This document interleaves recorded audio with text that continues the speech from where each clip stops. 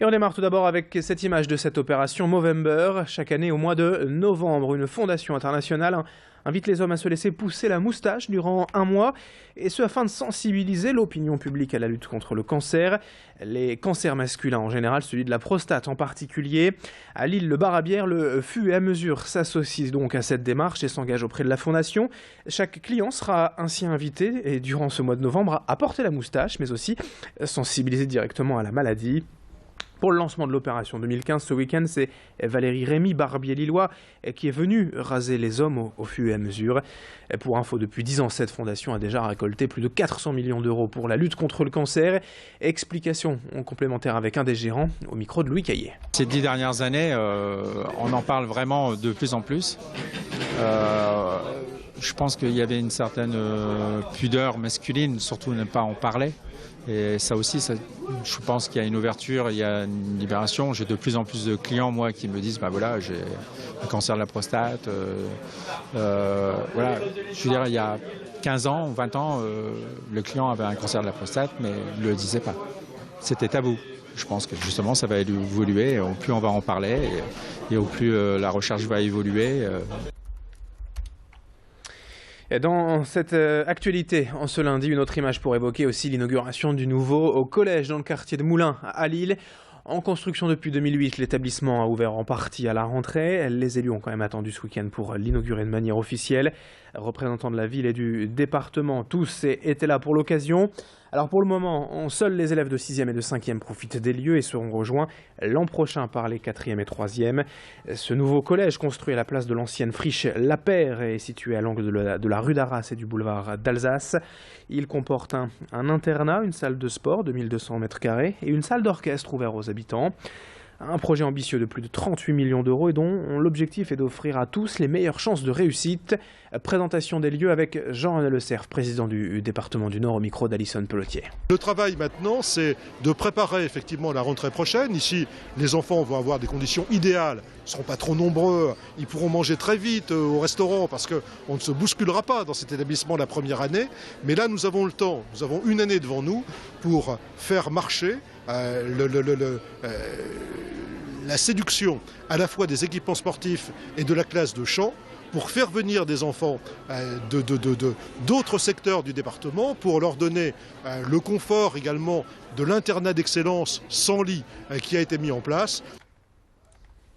Allez, dans le reste de cette édition, quelques images aussi pour évoquer le Conseil lillois des aînés, réuni ce samedi matin à l'hôtel de ville en présence de Martine Aubry. L'occasion de faire le bilan des actions de la municipalité en faveur des personnes âgées et de présenter certaines idées et projets pour les années à venir. Le Conseil des aînés est l'une des 6 instances municipales de concertation et de démocratie participative. Tout au long de l'année, ses membres mènent leurs actions en faveur des seniors, en association évidemment avec la mairie. Au programme ce samedi, l'isolement, le logement intergénérationnel, le lien donc avec les jeunes. Et puis les transports pour les personnes âgées ont été évoqués. Alison Pelletier a suivi cette séance ce week-end. On écoute l'adjointe au maire en charge du Conseil des aînés, Marie-Christine Staniek-Vavran. Tous les ans, nous sommes tenus, dans le cadre du plan d'alerte et d'urgence, vous savez, le plan canicule, d'envoyer un courrier à tous les Lillois. Donc on envoie les courriers à tous les Lillois de plus de 70 ans. Et aujourd'hui, il y a pour cette année 340 personnes qui ont répondu en disant « je me sens isolé et donc j'ai besoin d'aide ». 340 seulement.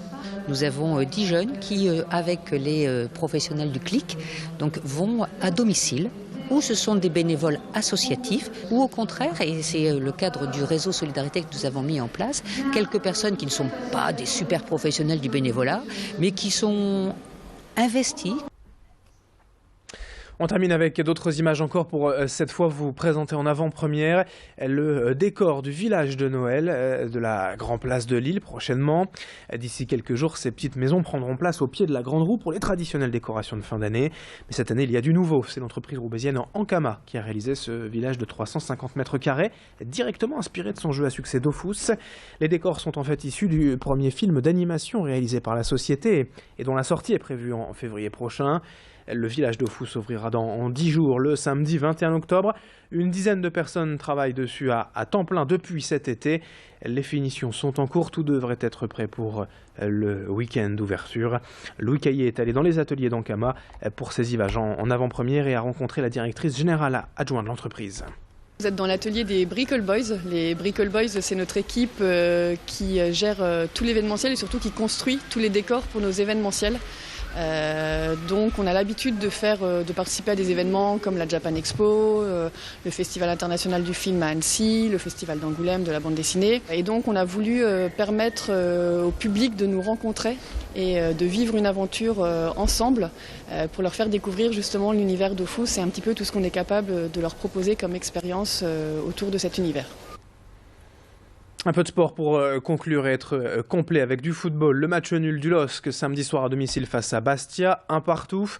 En rugby, la belle victoire en Fédéral 1 du LMR face à Saint-Nazaire, 50-0. Et en basket, le succès également de l'ESBVA à Charleville-Mézières hier après-midi, 68-52. 7h21 en direct sur Grand Lille TV. Dans un instant à suivre la météo et l'infotrafic. Très bon réveil à tous.